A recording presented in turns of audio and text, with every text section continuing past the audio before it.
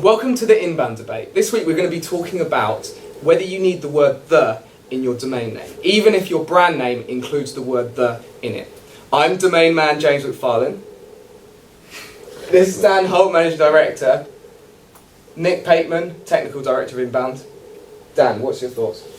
Well, my feeling is we always talk about this idea that your domain is your brand. So if I meet someone and maybe like it's like their company's Joe Blogs, and then I go to their website and it's like jblimited.co.uk, I would take issue with that because I'd be like, well, which is your brand? It's very important to have that consistency. So whenever like links are pointing to it or citations are pointing to it, you have that consistency as a very clear signal to Google about what the brand is. Now, for me, I don't understand why you wouldn't extend that principle to the word "the." So, for example, and there are plenty of companies doing it. The Sun, the Sunday Times, the Times. All of these their brand includes the word "the," and therefore so does their domain. However, I know, Nick, you have a slightly different massively opinion. opposed to that. Obviously, I'm not going to sit here and say the Sun should change the domain into sun.co.uk. That would be stupid. What I am here to say is that new companies shouldn't use the word "the" in their domain name. They should be avoiding that kind of as much as possible, because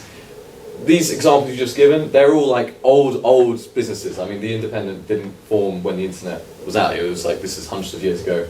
Probably completely wrong, probably like 30 years ago, but whatever. It basically, since the internet was born, people have been getting rid of "the" from their domain names and their companies. I mean, the Facebook was a great example. They rebranded to Facebook at the moment they realised that the... So what do you think is the main thing you should do when you're considering putting Any more times we can expect that joke?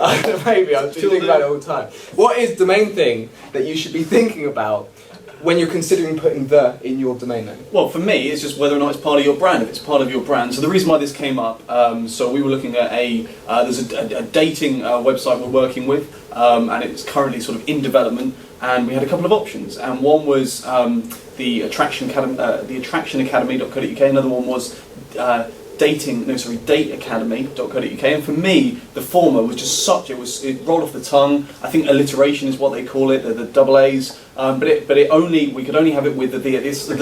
Okay. For me that was fine because it was the brand and it sounded great. Well, for me, I think Attraction Academy sounds good as well. I think the Attraction Academy just makes the domain name longer, more forgettable, and worse. If also with the people often cut off the, and they'll just type in attractionacademy.co.uk. Immediately they're the wrong site, they're a competitor's site or a site that doesn't exist. They get confused, they don't come back.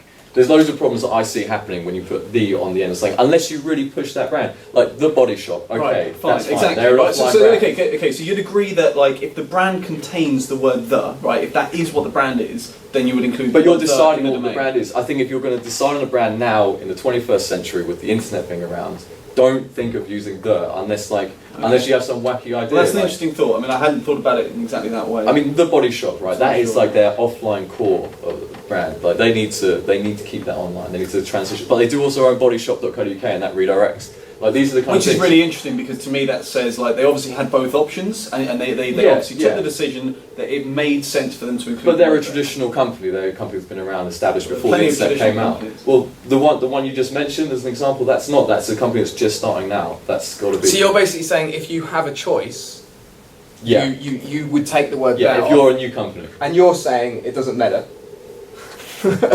Domain name is. Yeah, what is it? I believe stay true to your brand, and if your brand contains the word "the," so should your domain. Okay. I believe that staying true to a brand shouldn't happen if your brand doesn't exist yet. You should think of a better name without that. Okay. Just saying. Well, thank you guys. This has been Dan Holt, Nick Pateman. I've been James McFarlane. This has been the Inbound Debate. See you next week.